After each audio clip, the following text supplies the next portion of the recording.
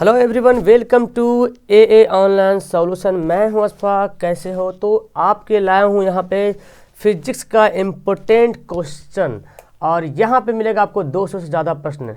तो आप अगर आए हैं तो वीडियो को शुरू से लेकर आखिर तक देखना है और दिल थाम के, बिकॉज 200 सवाल है तो मैं बहुत ही फास्ट चलूँगा।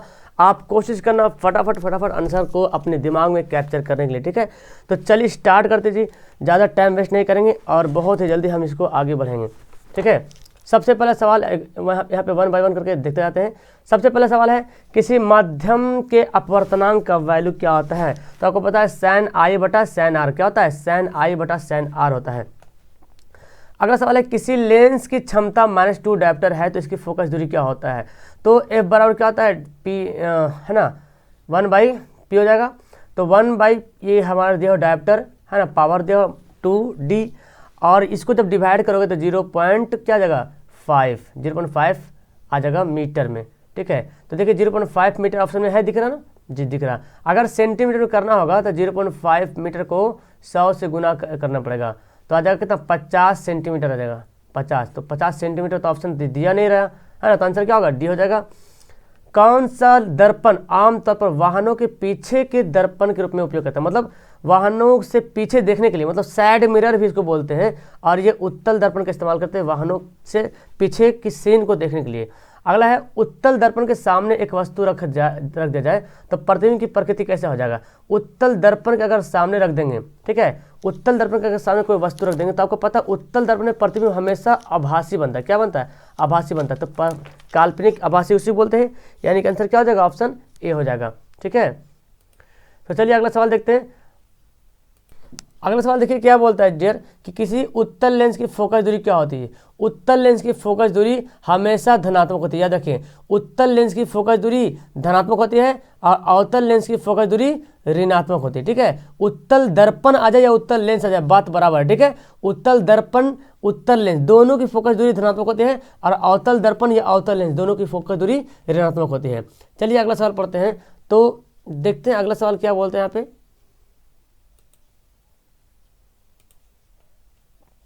चलिए सवाल है, किस दर्पण की फोकस दूरी धनात्मक होती है? ये मैं बता दें, किस दर्पण की फोकस दूरी धनात्मक होती है?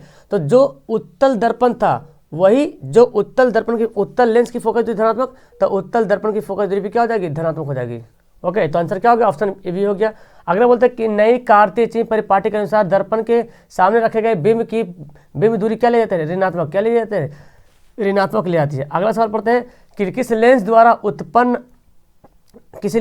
आवर्धन का ऐसा मात्रक क्या होता है? तो आवर्धन का ऐसा मात्रक नहीं होता, मतलब मात्रक विहीन मतलब मात्रक नहीं होता है। निर्वात में प्रकाश की चाल कितनी होती है? या निर्वात में प्रकाश की चाल क्या है? 3 × 10⁸ मीटर प्रति सेकंड। 3 × 10⁸ मीटर प्रति सेकंड। आंसर ए हो जाएगा। एक उत्तल लेंस की क्षमता 1 डायोप्टर है तो लेंस की फोकस दूरी क्या हो जाएगी? तो फोकस दूरी एफ निकालना वही करेंगे, 1/p करेंगे।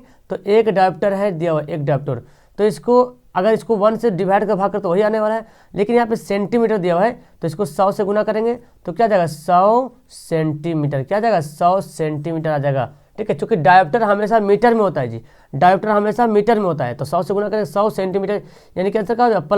प्लस के माना, चूंकि लेंस से उत्तल है तो उत्तल लेंस की फोकस दूरी धनात्मक होती है, यानी कि प्लस में हो जाएगा, ठीक है? आगे बोलते हैं, प्रकाश के रंगों में से किस रंग का अपवर्तनांक सबसे अधिक होता है? सबसे अधिक अपवर्तनांक किसका ज़्यादा होता है? तो सवाल पूछा जा रहा है कि अपवर्तनांक किस रंग का सबसे ज़्यादा होता है? तो बैगनी रंग का अपवर्तनांक जो है सबसे ज़्यादा होता है, ठीक है? बैगनी का अपवर्तनांक सबसे ज़्यादा होता है। कौन उत्तल दर्पण की फोकस दूरी है जिसकी वक्रता त्रिज्या 32 सेंटीमीटर है? तो फोकस दूरी एफ बराबर क्या होता है? r/2 है ना, r/2 होता है, यानी कि 32/2 यानी कि 16 आ जाएगा, ठीक है? अब 16 देखना, उत्तल दर्पण की फोकस दूरी पॉजिटिव धनात्मक होती है, इसलिए आंसर क्या हो जाएगा? ऑप्शन सी हो जाएगा। अगला, कौन सा लेंस अपसारी लेंस कहलाता है? ठीक है, कौन सा लेंस अपसारी? देखो अपसारी और अभिसारी में उल्टा होता है। जैसे दर्पण अगर पूछ दिया जाए तो अवतल दर्पण को अभिसारी बोलते हैं। क्या बोलते हैं? अवतल दर्पण को अभिसारी। क्या बोलेंगे? अभिसारी। और यही अवतल लेंस हो जाएगा तो अपसारी हो जाएगा।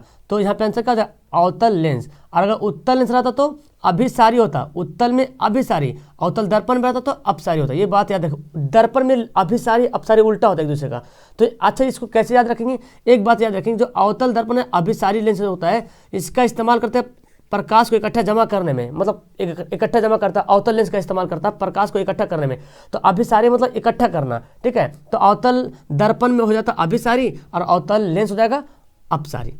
अगला सवाल पढ़ते हैं कि दंत विशेषज्ञ दर्पण का उपयोग करते हैं मरीजों को दांत को देखने के लिए, वो अवतल दर्पण होता है, ठीक है, अवतल दर्पण।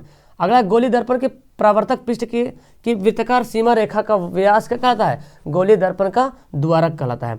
नेक्स्ट है किसी बिंब का प्रतिबिंब का आवर्धन ऋणात्मक होगा। अगर प्रतिबिंब आवर्धन ऋणात्मक होगा यानी कि m बराबर माइनस में होगा, ठीक है, ऋणात्मक होगा, तो उस प्रतिबिंब की प्रकृति कैसी होगी, वास्तविक और उल्टा, वास्तविक और उल्टा। और अगर पॉजिटिव में होगा, अगर पॉजिटिव होगा तो क्या होगा, तो पॉजिटिव तो आभासी और सीधा हो जाएगा फिर, ठीक है। चलिए आगे सवाल पढ़ते हैं कि किसी शब्दकोश के छोटे अक्षरों को पढ़ने के लिए आप कौन सा लेंस का इस्तेमाल करेंगे, 5 सेंटीमीटर दूरी वाला एक उत्तल लेंस का इस्तेमाल करेंगे, ठीक है। 5 सेंटीमीटर फोकस दूरी वाला एक उत्तल लेंस है। एक प्रयोग में अवतल दर्पण द्वारा किसी बिंब का प्रतिबिंब एक पर्दे पर प्राप्त किया जाता है। दर्पण के फोकस दूरी को निर्धारित करने के लिए प्रयोगकर्ता को मापने की जरूरत है। तो दर्पण और पर्दा के बीच की दूरी ही मापेगा और दर्पण और बिंब के बीच की दूरी यानी कि दोनों की दूरी मापेगा। आंसर क्या हो जाएगा इसका, सी बिल्कुल राइट आंसर हो जाएगा। आगे पढ़ते हैं कि अवतल दर्पण की फोकस दूरी उसकी वक्रता त्रिज्या की क्या होती है। तो अवतल दर्पण की फोकस दूरी ए बराबर क्या होता है, r/2। तो वक्रता त्रिज्या की क्या हो गई, आधी हो गई, क्या हो गई, आधी हो गई, ठीक है। फोकस दूरी वक्रता त्रिज्या की आधी होती है। लेंस की क्षमता क्या होता है, लेंस की क्षमता कैसे मात्रक होता है, मीटर पर पावर -1, ये मतलब 1/, ऐसे, ठीक है। तो आंसर क्या हो जाएगा, ऑप्शन सी हो गया। प्रतिबिंब का आकार हमेशा वस्तु के बराबर, हमेशा वस्तु के बराबर प्रतिबिंब अगर देखा जाए तो वो है समतल दर्पण। क्योंकि अवतल में कभी छोटा कभी अवतल में बड़ा और बराबर दोनों बनता है और उत्तल में छोटा और बराबर बनता है। लेंस में मुख्य फोकस की कितनी संख्या है, तो लेंस में मुख्य जो है दो फोकस, ठीक है। लेंस में मुख्य कितनी है, 2 है। लेंस में मुख्य फोकस की संख्या 2 है। सर्च लाइट का परावर्तक सतह क्या होता है, सर्च लाइट का परावर्तक सतह होता है अवतल, क्या होता है, अवतल होता है। सर्च लाइट का परावर्तक सतह अवतल होता है। प्रकाश किरणें गमन करती है, तो प्रकाश किरणें सीधी रेखा में गमन करती है, ठीक है। क्या आंसर हो गया, ऑप्शन ये हो गया। प्रकाश के अपवर्तन के कितने सवाल आता है, प्रकाश का अपवर्तन के 2 नियम है, प्रकाश का अपवर्तन और प्रकाश का परावर्तन, दोनों के 2 नियम है। दाढ़ी बनाने में कौन सा दर्पण का उपयोग करते हैं, तो दाढ़ी बनाने में अवतल दर्पण का उपयोग किया जाता है, ठीक है। थोड़ा सा फास्ट चलेंगे हम, तो अगर आप आंसर तुरंत नहीं सोच पाए तो अपना माइंड में कैप्चर कर लीजिए इसका आंसर क्या होगा, ठीक है। समतल दर्पण द्वारा बना प्रतिबिंब, समतल दर्पण जो द्वारा प्रतिबिंब बनता है हमेशा काल्पनिक बनता है, ठीक है, वास्तविक नहीं बल्कि काल्पनिक प्रतिबिंब बनता है।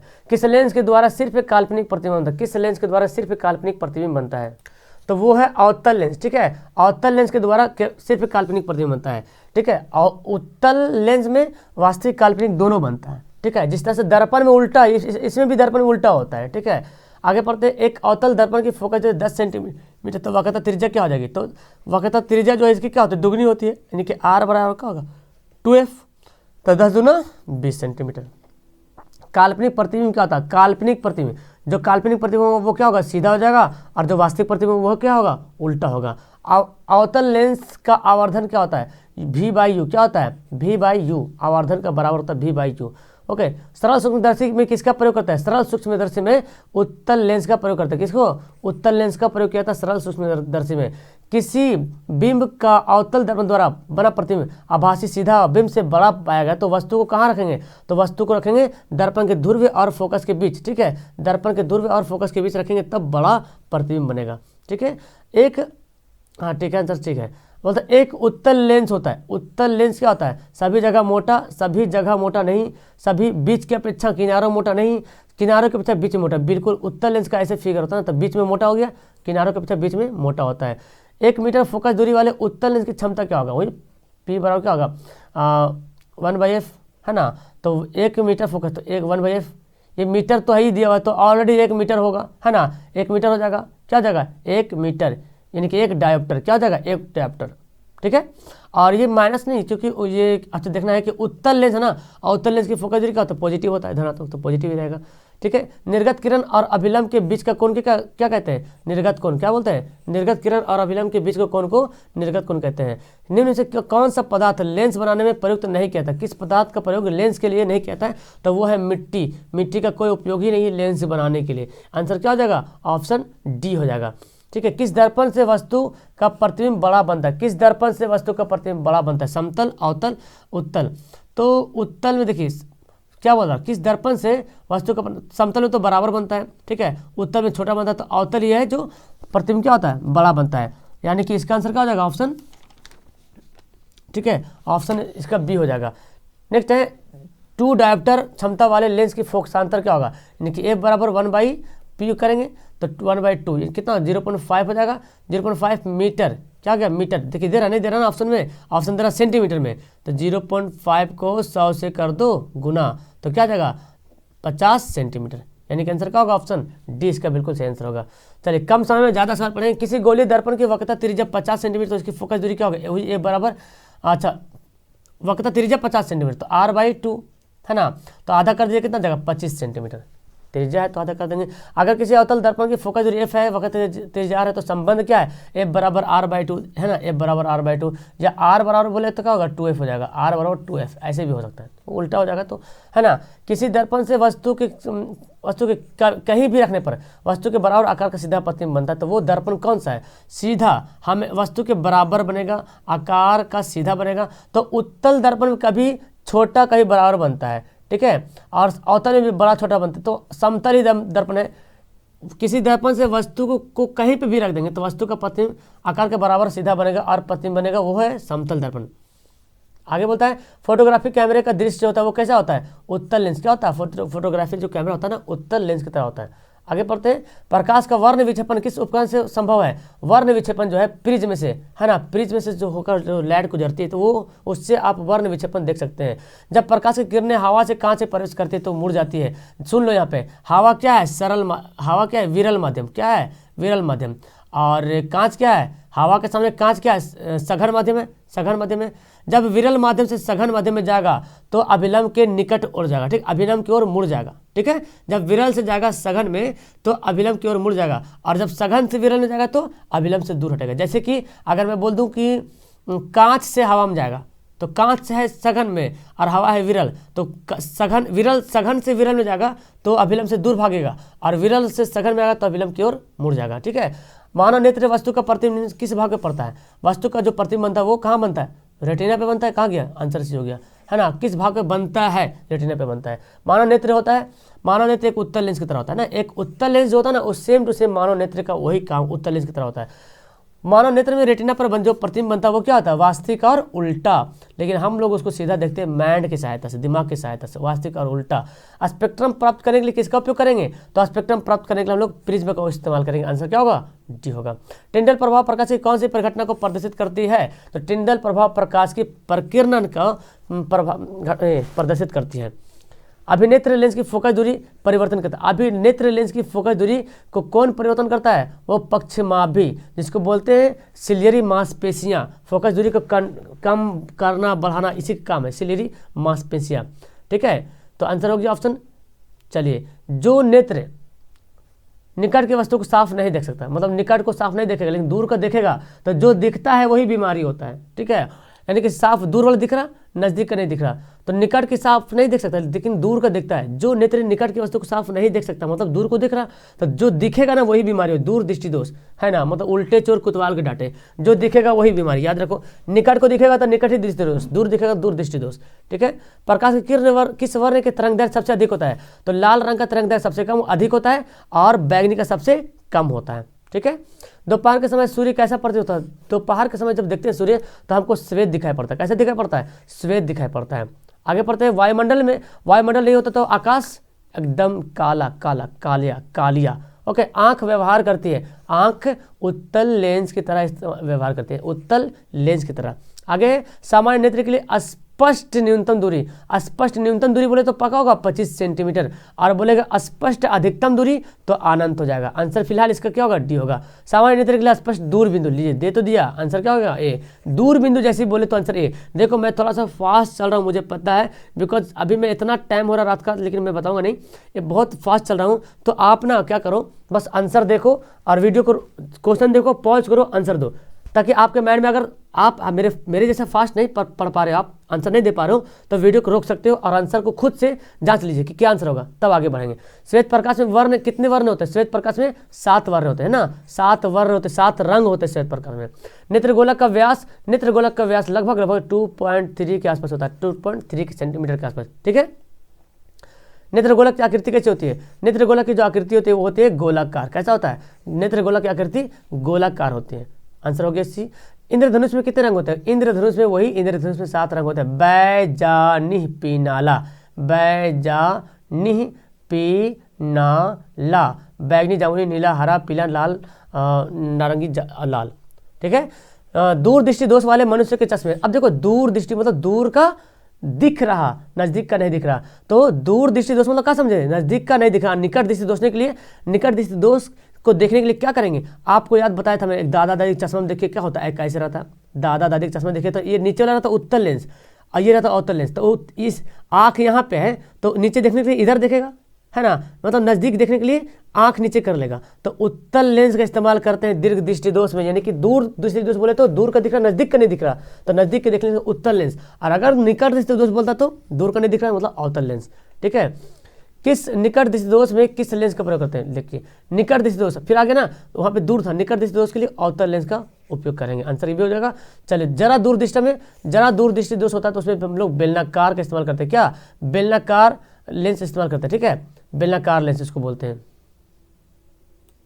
सॉरी बेलनाकार नहीं होगा, ये होगा बायोफोकल लेंस। ठीक है, बायोफोकल मतलब दो फोकल होता है, मतलब इसमें जरा दूरदर्शिता में उत्तल लेंस और अवतल लेंस दोनों होता है। ठीक है डियर, इसलिए इसके लिए हम लोग बायोफोकल लेंस का इस्तेमाल करेंगे। ठीक है, और बेलनाकार आस्टिग्मेटिज्म होता है ना एक रोग, उसके लिए बेलनाकार लेंस इस्तेमाल करते हैं।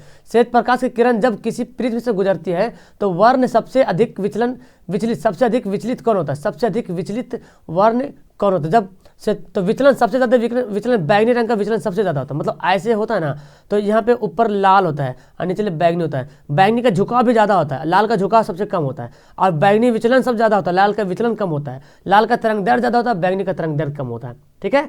परितारिका नियंत्रित करती है, परितारिका जिसको बोलते हैं आयरिस, तो परितारिका जो है पुतली के साइज को कंट्रोल करती है। ठीक है, पुतली के साइज को नियंत्रित करती है। आगे बढ़ते हैं नेत्र में प्रवेश करने वाली प्रकाश। अब जो नेत्र में जो प्रवेश प्रकाश करती है उस प्रकाश को कौन कंट्रोल करती है? पुतली, है ना, पुतली कंट्रोल करती है। मतलब आयरिस जो है पुतली क्या करती है? कंट्रोल करती है। जो प्रकाश जाती है आंख में उसको पुतली कंट्रोल करती है। अब पुतली को कौन कंट्रोल करता है? परितारिका मतलब आयरिस। वायुमंडल में प्रकाश का कौन सा रंग अधिक प्रकीर्णन होता है? देखो तो सिंपल से पता चल गया वायुमंडल में प्रकाश का रंग कौन सा, तो प्रकाश का रंग सबसे ज्यादा प्रकीर्णन कौन होता है? नीला, इसलिए तो हमको आकाश नीला दिखाई पड़ता है। सबसे पहले सूर्य का स्पेक्ट्रम प्राप्त करने के लिए कांच का प्रयोग किया था, प्रिज्म का कांच का प्रयोग किया था। कौन था वो? न्यूटन था। कौन था? सबसे पहले न्यूटन ने ही प्रयोग किया था इसका। इंद्रधनुष किस दिशा में होता है? तो इंद्रधनुष हमेशा सूर्य की विपरीत दिशा में, हम जब भी इंद्रधनुष निकलेगा तो देखिएगा सूर्य की विपरीत दिशा में होता है। ठीक है। निर्वात में प्रकाश की चाल 3 × 10⁻⁸ ये होता है, मतलब 8 7 ऐसे लिखा हुआ, 3 × 10⁸ मीटर प्रति सेकंड। आंसर क्या होगा? सी होगा। रिपीट क्वेश्चन है। चलो आगे सवाल है, वायुमंडल अपवर्तन के समय सूर्य हमें वास्तविक सूर्योदय से लगभग कितने समय पहले दिखाई पड़ता है? मिनट, तो 2 मिनट पहले, है ना, 2 मिनट पहले सूर्य निकलने से पहले और सूर्य डूबने से बाद, सूर्य डूबने से पहले भी और निकलने से पहले भी। किस माध्यम में प्रकाश की चाल सबसे अधिक होता है? सबसे अधिक प्रकाश की चाल होता है वो हवा में, लेकिन अगर हवा से बोला जाए तो निर्वात में, है ना, निर्वात में सबसे ज़्यादा प्रकाश की चाल होता है। निर्वात ऑप्शन में ना रहे तो हवा टिक करना, अगर हवा निर्वात दोनों है तो निर्वात को टिक करना। ठीक है। खतरे का संकेत का प्रकाश कौन है? वो पता है, लाल रंग, तो ऐसे भी जानते हैं लाल खतरा का निशानी है। ठीक है। किसी कोलाइडी विलयन में निलंबित कणों से प्रकाश का प्रकीर्णन क्या कहलाता है? उसको बोलते हैं टिंडल प्रभाव। क्या बोलेंगे? टिंडल प्रभाव बोलेंगे। क्या बोलेंगे? टिंडल प्रभाव।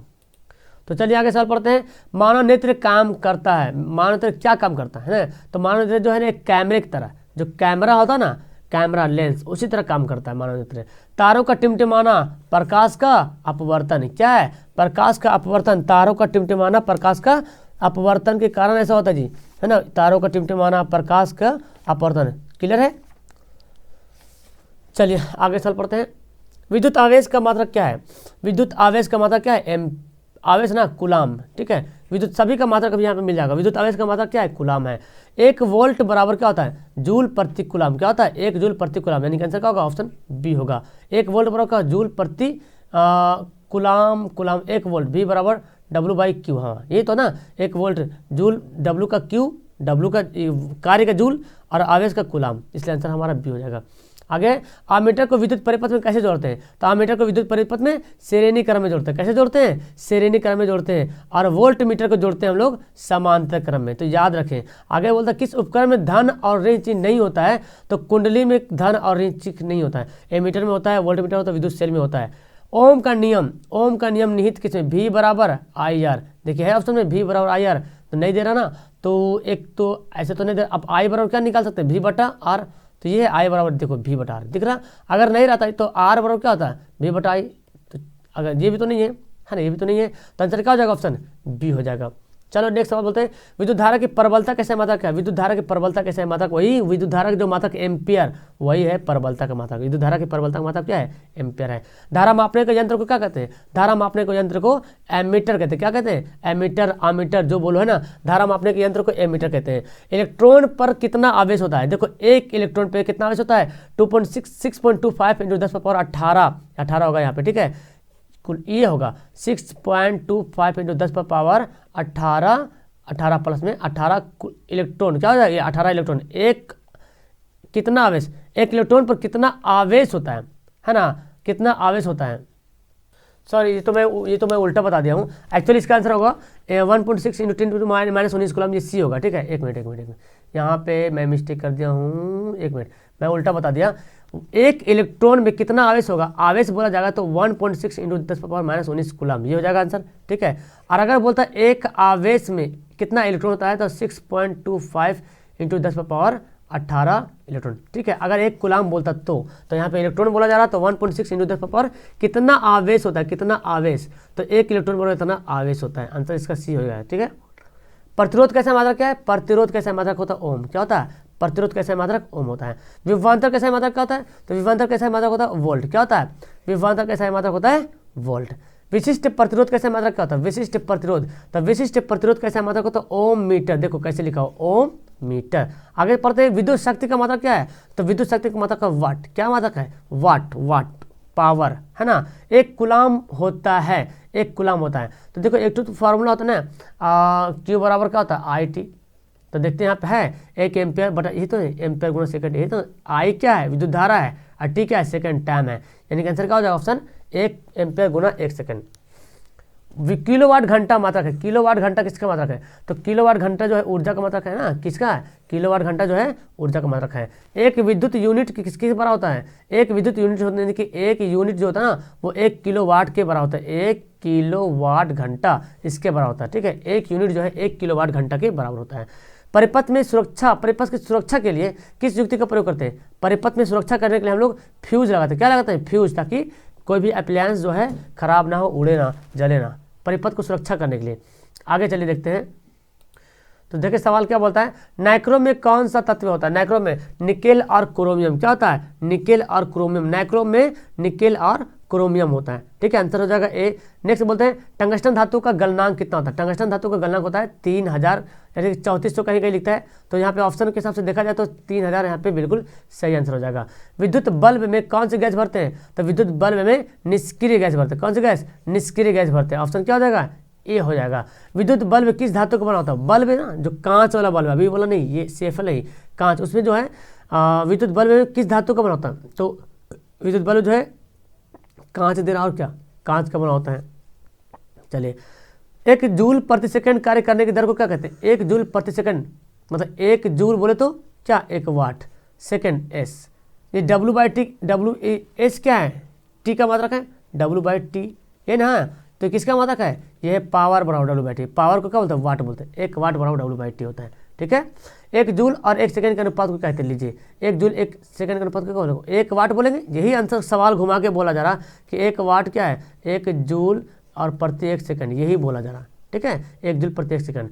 सबसे अच्छा चालक कौन है, सबसे अच्छा चालक उदाहरण कौन है, यहाँ पे चांदी जो है सबसे अच्छा चालक उदाहरण है। चालक का प्रतिरोध डिपेंड करता है किस पर, चालक की लंबाई पे, यस, चालक के छत का, चालक के अनुपस्थ काट के क्षेत्रफल पे, बिल्कुल, प्रकृति पे, यानी कि सभी पे डिपेंड करता है ना। एक जो प्रतिरोध मतलब प्रतिरोध होता है वो सभी पे डिपेंड करता है। समांतर क्रम में संयोजित प्रतिरोध की संख्या घटने के उपरांत संयोजित प्रतिरोध क्या होगा, देखो 1/R1 1/R2, जितना बढ़ाओगे उतना जो क्या वैल्यू जो है और घटते जाएगा। जैसे मान लीजिए 1/3 अगर एक बार रखते हैं तो 1/3 लेते हैं। अब 1/3 करते जाएंगे तो और घटते जाएगा, वैल्यू क्या होगा, और घटेगा, ठीक है। और अगर इसको बढ़ाएंगे तो कम करेंगे तो बढ़ेगा। लेकिन श्रेणी क्रम क्या होता है, R1 R2, जितना बढ़ा दो और बढ़ते जाएगा श्रेणी क्रम में। आगे सवाल है,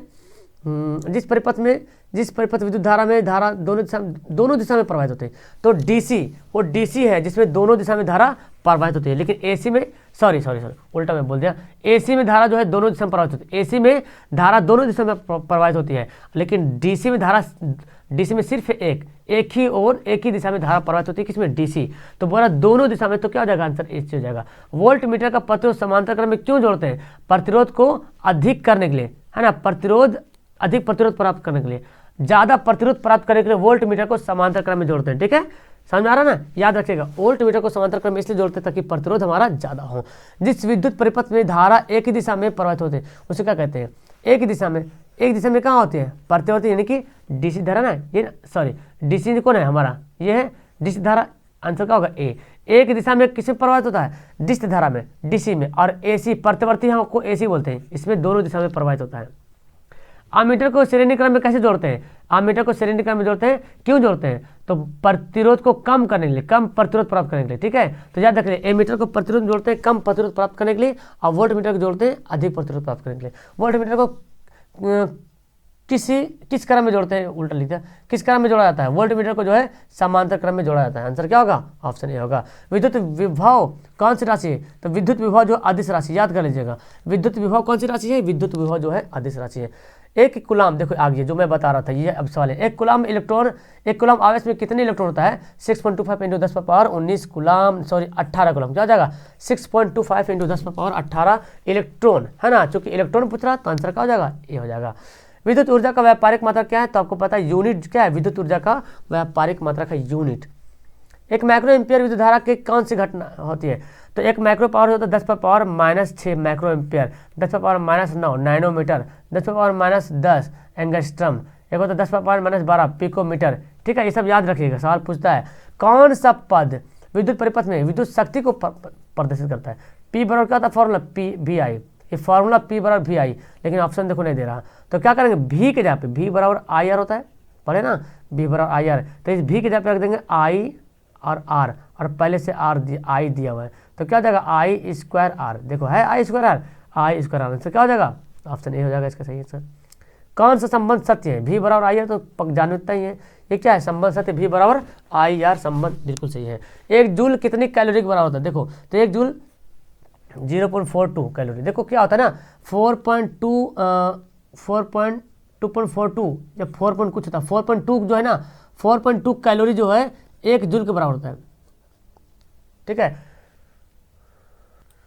तो नहीं ये गलती है, ये तो ठीक, इसका तो आंसर ठीक है, आंसर हमारा ये होगा, ये एक कैलोरी बराबर, एक कैलोरी में 4.2 जूल होता है, ठीक है, एक कैलोरी में 4.2 जूल। लेकिन सवाल बोला था कि एक जूल में कितना होता है, तो यानी कि 4.2 जूल बराबर एक कैलोरी, ठीक है, 4.2 जूल बराबर एक कैलोरी, लेकिन हमको एक जूल में बोला था, तो इसको एक को 4.2 से डिवाइड कीजिएगा तो लगभग 0.24 आएगा, ठीक है। आंसर होगा ऑप्शन ए।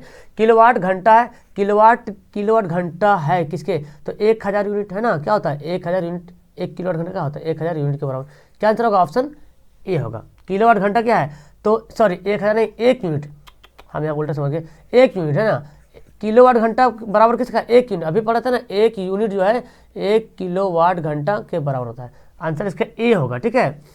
1 किलोवाट बराबर, देखो अब देखो ऑप्शन दे रहा है इसमें, तो क्या होगा 3.6 × 10⁻6 जूल, ये भी होता है, ठीक है, 1 किलोवाट के बराबर होता है।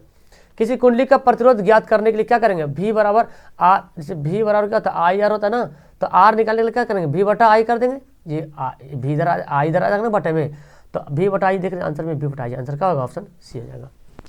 लघुपतन के समय परिपथ में विद्युत धारा का मान क्या होता है, तो लघुपतन जब होता है तो धारा का मान बहुत ज़्यादा बढ़ जाता है, बहुत अधिक हो जाता है। हमारे घरों में जो कितनी विद्युत आपूर्ति होती है, तो 220 प्रति विद्युत धारा, आंसर क्या होगा, ऑप्शन सी होगा। ताप बढ़ने पर चालक का प्रतिरोध क्या होता है, ताप बढ़ाएंगे तो चालक का प्रतिरोध बढ़ जाएगा, और ताप घटाएंगे तो चालक का प्रतिरोध घट जाएगा। अगर ताप बढ़ाते तो अर्ध चालक का प्रतिरोध घटता है, और घटाएंगे तो अर्ध चालक का प्रतिरोध बढ़ता है, ठीक है। तो ताप बढ़ाने पर चालक का प्रतिरोध बढ़ता है, और ताप बढ़ाने पर अर्ध चालक का प्रतिरोध घटता है, ठीक है। रेशम द्वारा रगड़ने पर कांच की छड़ में कौन सा आवेश उत्पन्न होगा? रेशम को जब रगड़ते कांच की छड़ पर, ठीक है, तो कांच की छड़ में उत्पन्न आवेश, ठीक है, कौन सा होगा, ये पूछा जा रहा। तो ये क्या हो जाएगा? धनावेशित हो जाएगा। क्या हो जाएगा? धनावेशित, है ना। कैसा हो जाएगा? धनावेशित हो जाएगा। चलिए आगे बोलते हैं कि ऊर्जा का ऐसा मात्रक क्या है? ऊर्जा का ऐसा मात्रक क्या है? जूल। क्या है? ऊर्जा का ऐसा मात्रक जूल है। आगे है किसका अर्थ जल होता है? तो हाइड्रो ना, हाइड्रो का अर्थ क्या होता है? जल होता है, ठीक है। आगे दो आवेशित वस्तुओं पर लगने वाला बल, कौन सा नियम लागू होता है? तो कूलाम नियम। दो आवेशित वस्तु पर जो अगर फोर्स लगाते हैं तो कूलाम का नियम लागू होता है। विजातीय आवेशों के बीच किस प्रकार का बल होता है? तो विजातीय आवेग और सजातीय आवेग, याद रखें, विजातीय आवेश और सजातीय आवेग। अगर विजातीय है तो इसके प्रति जो है आकर्षण लगेगा, ठीक है। विजातीय है तो आकर्षण, और सजातीय तो, अगर सजातीय है तो प्रतिकर्षण होगा, ठीक है। तो विजातीय बोला जा रहा है तो आंसर क्या होगा? ये होगा। दो वस्तुओं आपस में रगड़ने से जो इलेक्ट्रॉन त्यागता है, जो इलेक्ट्रॉन त्यागेगा उसको बोलेंगे धनावेशित, वो धनावेशित होता है। मतलब समझ आ रहा ना, इलेक्ट्रॉन त्यागेगा मतलब धनावेशित हो जाएगा। जैसे कि मेरे पास ज़्यादा पैसा, हम त्याग रहे हैं, मतलब हम धनी है। त्यागता कौन है? जिसके पास होता है, लेकिन आजकल कहाँ त्यागता कोई। परिपथ में किन्हीं दो बिंदुओं के बीच विभवांतर को क्या मापते हैं? तो दो बिंदुओं के बीच विभवांतर को कौन मापता है? वोल्ट मीटर को मापता है। मतलब आजकल पैसा रहता है कोई त्यागता नहीं, और ये हद हो गया ना कि कम से कम एक लाइक भी नहीं करता वीडियो को। हालांकि लाइक करने में पैसा भी नहीं जाएगा, लेकिन इतना भी, मतलब आजकल ऐसा भी होता है, मतलब अगर लाइक करने की याद भी दिलाते तो भी मुश्किल होता है। स्थिर विद्युत में क्या होता है? स्थिर विद्युत आवेश में क्या होता है? विराम अवस्था में। क्या होता है? विराम अवस्था में। स्थिर विद्युत में आवेश का होता है? विराम अवस्था में होता है। धारा विद्युत आवेश में क्या होता है? धारा विद्युत आवेश में गति का अवस्था में जाता है, ठीक है। धारा जो होता है ना, धारा विद्युत में आवेश जो है गति, जब धारा बहेगी तो आवेश बहेगी, धारा जाएगी नहीं तो फिर विद्युत आवेश रुकी रहेगी, ठीक है। एकांक समय में विद्युत आवेश के परिणाम को क्या कहते हैं? एकांक समय में तो उसको कहते धारा, विद्युत धारा बोलेंगे, ठीक है ना। आई बराबर क्या होता है? Q/T होता है ना, Q/T। एकांक समय में, है ना, एक समय में आवेश के परिणाम को क्या बोलेंगे? धारा बोलेंगे। फॉर्मूला है। आगे बोलते हैं ओम का नियम अचर राशि। ओम के नियम में तापमान क्या है? अचर राशि। क्या है? तापमान जो है अचर राशि है। किसी चालक के उत्पन्न अनुक्रमानुपाती होता है। किसी चालक में जो उत्पन्न होती है ना, उष्मा, यानी कि उष्मा का U भी बोलते हैं, कहीं कहीं H भी बोलते हैं। H बराबर I²RT। तो ये जो क्या होता है ना, ये एक दूसरे के वर्ग के अनुक्रमानुपाती क्या होता है? धारा के वर्ग के।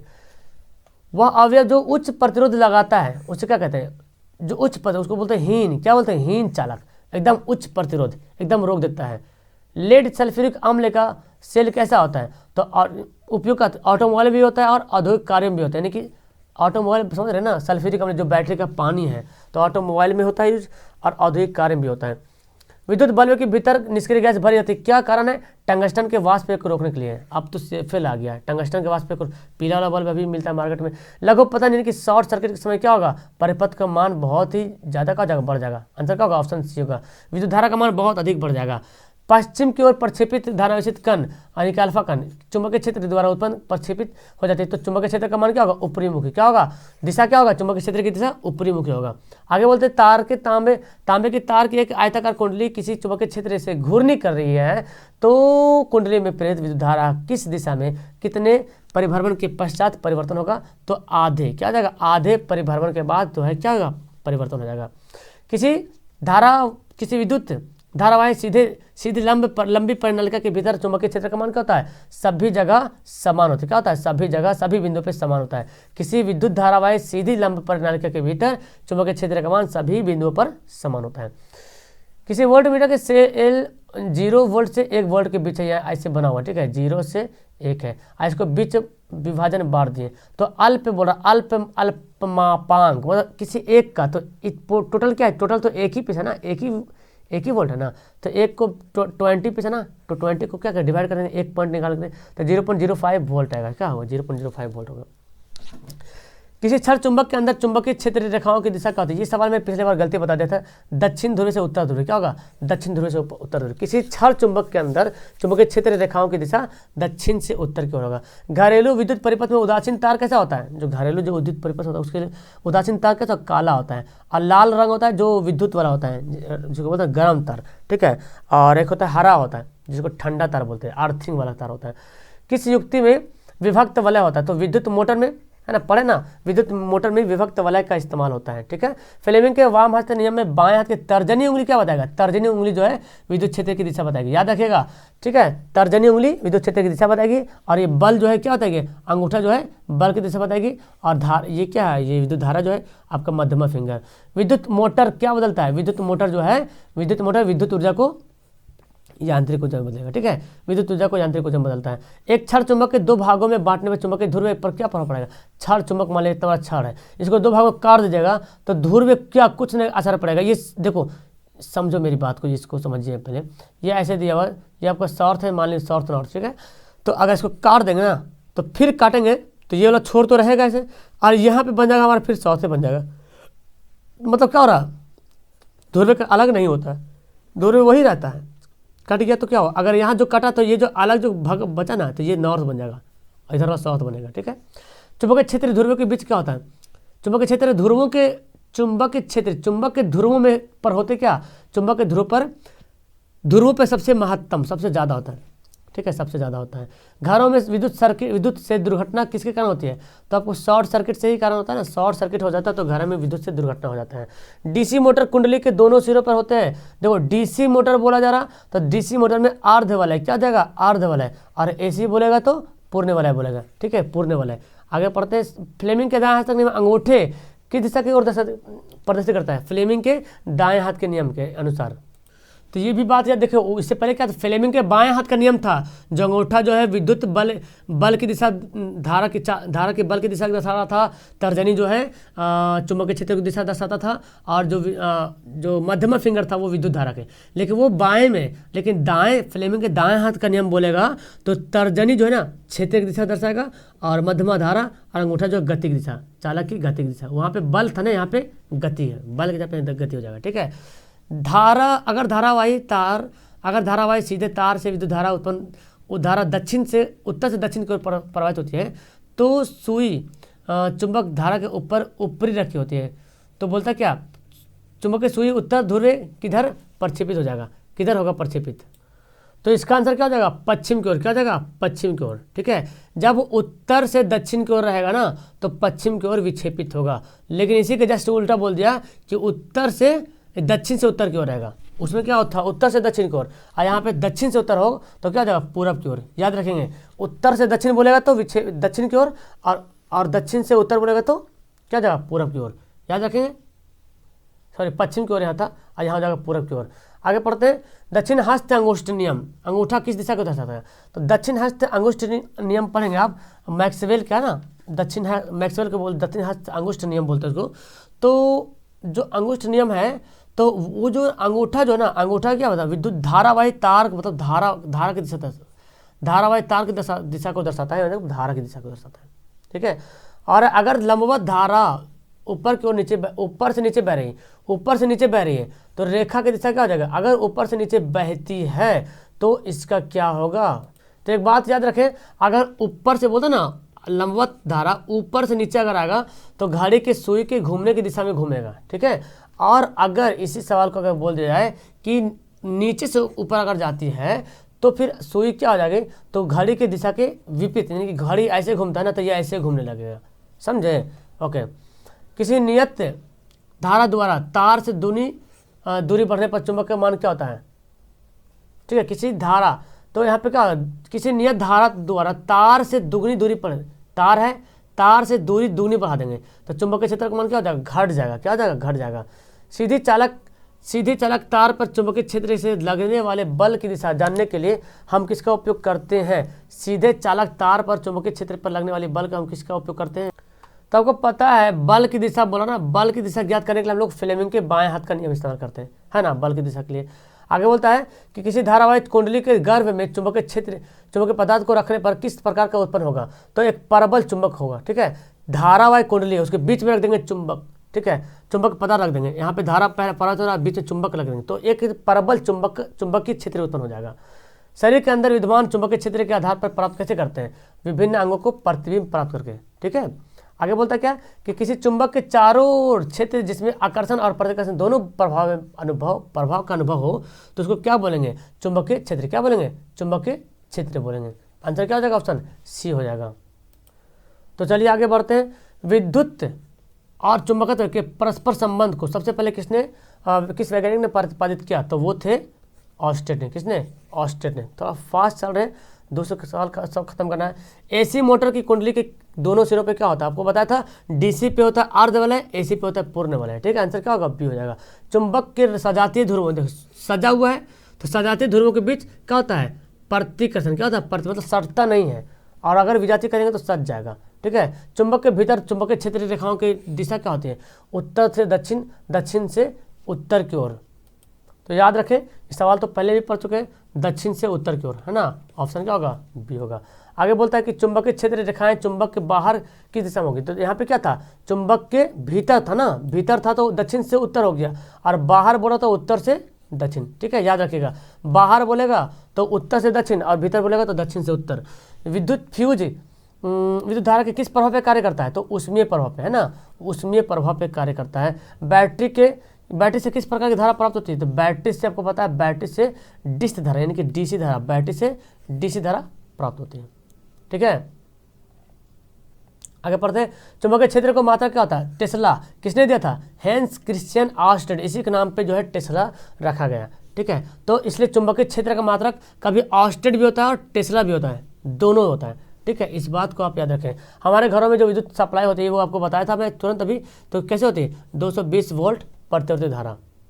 एसी तथा डीसी जनित्र में मूलभूत अंतर क्या है? अंतर यह है कि एसी में सर्पी वलय होते हैं और डीसी में दिक् परिवर्तन। मतलब डीसी समझ है ना, डीसी क्या है? ये है डीसी, जिसको बोलते हैं क्या बोलते हैं? प्रतिवर्ती डिस्क धारा बोलते हैं, वही दिक् परिवर्तन होता है। ठीक है, विद्युत चुंबक बनाने के लिए हम लोग क्या करते हैं? विद्युत चुंबक बनाने के लिए नरम लोहा का प्रयोग करते हैं। क्या करते हैं? विद्युत चुंबक बनाने के लिए नरम लोहा का प्रयोग करते हैं। आगे बोलता है कि विद्युत चुंबकीय प्रेरण की खोज किसी की? विद्युत चुंबकीय प्रेरण बोलेंगे तो फैराडे करेंगे। ठीक है, विद्युत चुंबकीय प्रेरण की खोज किसने की? फैराडे। और विद्युत चुंबकीय प्रभाव बोलेगा तो ऑस्टेड। विद्युत चुंबकीय प्रभाव बोलेगा तो ऑस्टेड। विद्युत चुंबकीय प्रेरण की खोज किसी की? तो फैराडे ने। प्रतिवर्ती धारा की आवृत्ति कितनी होते हैं? तो 50 हर्ट्ज। हमारे भारत में 50 हर्ट्ज की आवृत्ति प्रोवाइड किया था हम लोग को। किसी एक विद्युत धारा वाले तार के समीप एक सुई रख दी जाती है तो क्या होगा? अरे धारा प्रवाहित हो रहा है, उसके बीच में एक सुई रख देंगे तो ऑलरेडी कि विक्षेपित हो जाएगा। क्या हो जाएगा? विक्षेपित हो जाएगा। विद्युत जनित्र में यांत्रिक ऊर्जा को किस ऊर्जा में बदलते हैं? विद्युत जनित्र यांत्रिक ऊर्जा को, तो यांत्रिक ऊर्जा को विद्युत ऊर्जा में, है ना, यांत्रिक ऊर्जा को विद्युत ऊर्जा में। आगे पढ़ते हैं कि कौन ऊर्जा का उत्तम स्रोत है? सबसे उत्तम स्रोत है वो कौन है? ऑप्शन में बायोमास। कौन स्वच्छ ऊर्जा है? स्वच्छ ऊर्जा कौन है? प्राकृतिक गैस। ये क्या है? स्वच्छ ऊर्जा है, शुद्ध। कौन सा परंपरागत ऊर्जा का स्रोत है? परंपरागत ऊर्जा का स्रोत है वो है बायोमास। क्या हो जाएगा आंसर? ए, बायोमास जो है परंपरागत ऊर्जा का स्रोत है। डीजल का उपयोग कहाँ होता है? वाहनों में, रेल में, सब में होता है ना। आंसर क्या हो जाएगा? डी, सभी में इसका इस्तेमाल किया जाता है। ठीक है, पृथ्वी को निम्न स्रोतों से सूर्य द्वारा कौन सी प्रमुख ऊर्जा उपलब्ध है? पृथ्वी को निम्न स्रोतों से, सूर्य से, तो सूर्य से प्रकाश ऊर्जा भी और उष्मा ऊर्जा। सूर्य से दोनों ऊर्जा मिलता है ना, प्रकाश भी मिलता है और उष्मा भी मिलता है। जल विद्युत किस प्रकार का ऊर्जा उत्पन्न? जल विद्युत किस प्रकार का ऊर्जा स्रोत है? ठीक है, नवीकरणीय या अनवीकरणीय? तो इसका आंसर क्या हो जाएगा? नवीकरणीय, है ना, क्योंकि हम हमेशा जल का उपयोग कर, जल से ऊर्जा का इस्तेमाल कर सकते हैं। तापीय विद्युत संयंत्र में उष्मीय ऊर्जा को क्या बदलते हैं? उष्मीय ऊर्जा को विद्युत ऊर्जा में रूपांतरित किया जाता है। जल विद्युत संयंत्र में गिरते हुए जल को, स्थितिज ऊर्जा को हम लोग क्या करते हैं? विद्युत ऊर्जा में ट्रांसफर करते हैं। जो एनर्जी उत्पन्न होता है जल से, तो ये गिरता है पानी और यहाँ पे जमा रहता है, स्थितिज ऊर्जा गिरा, और गिरते ही हम लोग यहाँ पे क्या हो जाता है? एक टर्बो लगा रहता है, तो यहाँ पे विद्युत ऊर्जा उत्पन्न हो जाता है। जैव गैस एक अच्छा ईंधन है, इसकी तापन क्षमता क्या होगी? तापन क्षमता मतलब सबसे उच्च होगी, है ना। अच्छा ईंधन मतलब तापन क्षमता सबसे ज़्यादा है। पवन चक्की घूर्णी गति से किस ऊर्जा को प्राप्त होती है? पवन चक्की जो होता है उससे हम लोग विद्युत ऊर्जा प्राप्त करते हैं। क्या? विद्युत ऊर्जा प्राप्त करते हैं। किसी भारी परमाणु नाभिक ऊर्जा न्यूट्रॉन से बमबारी कराई जाती है तो क्या होता है? काफ़ी उष्मा उत्पन्न होता है। इस अभिक्रिया को बोलते हैं कि विद्युत नाभिकीय विखंडन। क्या बोलते हैं? नाभिकीय विखंडन मतलब टूटना। किससे बमबारी कराई थी? न्यूट्रॉन से बमबारी कराई थी। ठीक है, इसको बोलेंगे विद्युत विखंडन, नाभिकीय विखंडन। ऊर्जा के नवीकरणीय अनवीकरणीय स्रोत कौन है? तो कोयला क्या है? अनवीकरणीय, ये खत्म होने वाला है। पवन हमेशा युक्त कर सकते हैं, जल से भी, सूर्य से, ये नवीकरणीय है। पृथ्वी पर ऊर्जा का सबसे विशाल स्रोत क्या है? सूर्य। सबसे बड़ा ऊर्जा जो हमको सूर्य से मिलता है, ठीक है। कौन सा जैव मात्रा ऊर्जा स्रोत का उदाहरण नहीं है? तो जैव मात्रा ऊर्जा का स्रोत नहीं है।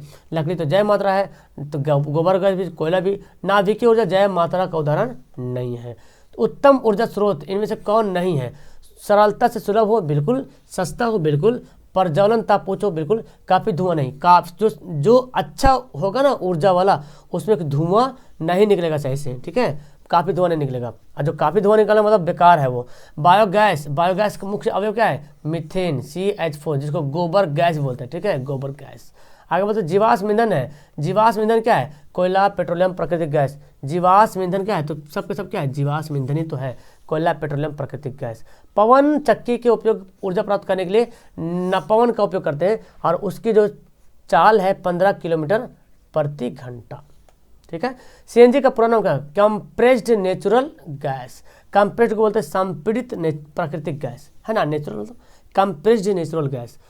ग्लोबल वार्मिंग के लिए उत्तरदायी कौन है? CO2। क्या है? CO2 उत्तरदायी है। लास्ट होगा, सौर सेल बनाने के लिए किस धातु का उपयोग करेंगे? तो सिलिकॉन का उपयोग करते हैं सौर सेल बनाने के लिए। निम्न किसका उपयोग खाना बनाने में किया था? खाना बनाने में किसका उपयोग नहीं किया जाता है? CNG को करते हैं, नहीं करते हैं। इसका CNG गाड़ी वगैरह में, वाहन वगैरह में कंप्रेस्ड नेचुरल का इस्तेमाल करते हैं। नाभिकीय विखंडन क्या होता है? नाभिकीय विखंडन होता है जो टूटना। परमाणु नाभिक के 2 भागों में बंटना, प्रोटॉन 2 भागों में बंटना, न्यूट्रॉन। परमाणु का जो नाभिक है वो 2 भागों में क्या होता है? बढ़ जाना, इसी को बोलते हैं विखंडन होना, ठीक है। चलिए, जीवाश्म ईंधन के जलने पर कौन से गैस मुक्त होती है? नहीं होती है। तो कोई जैसे कोयला जलीजिए, ये कोयला जीवाश्म ईंधन है, इसको जलाएंगे तो कार्बन डाइऑक्साइड गैस भी निकलेगा, सल्फर डाइऑक्साइड गैस भी निकलेगा, नाइट्रोजन गैस भी निकलेगा, ऑक्सीजन गैस कभी नहीं निकलेगा जीवाश्म ईंधन। ऑक्सीजन जब भी निकलेगा तो पेड़ पौधों को रोपने से होगा, ठीक है। यहाँ पे हमारा 204 प्रश्न हो गया फिनिश। तो कैसा लगा आपको मेरी वीडियो? कुछ सवाल यहाँ पे और छोटा है मेरे ख्याल से, एक पारा है, पारा तो खैर अलग है, केमिस्ट्री का है वो, ठीक है। तो जहाँ तक पॉसिबल हो पाया इंपॉर्टेंट सवाल मैं इस वीडियो में इंक्लूड किया हूँ। मुझे उम्मीद है कि आपका सभी का सभी यहाँ पे सही बना होगा। नीचे कमेंट करेंगे प्यारा सा, और तो लाइक करना मत भूलना। जो पहली बार तो चैनल पर जुड़ रहिए। इसी तरीके से अभी आप पिछले वीडियो में मैं आपको बायोलॉजी बनाया था, अभी फिजिक्स बना रहा हूँ, फिर केमिस्ट्री आएगा, हिस्ट्री, ज्योग्राफी, इकोनॉमिक्स सब मिलेगा एक एक चैप्टर करके, ठीक है। लास्ट में एक पूरा एकदम मास्टर वीडियो रहेगा, पूरा साइंस का एक वीडियो, चाहे 3 घंटा 4 घंटा क्यों ना लगे, पूरा मिक्स रहेगा। उम्मीद है, कोशिश करता हूँ, ठीक है। तो आप लोग मुझे लाइक करें, वीडियो को लाइक करें, ताकि मेरा हौसला बुलंद हो, ताकि आपके लिए और बेहतर तरीके से मैं काम कर पाऊँ। लेकिन अभी रात के बहुत काफ़ी समय हो गया, मैं नहीं बताऊँगा, sorry. Okay, that's all, thank you everyone, bye.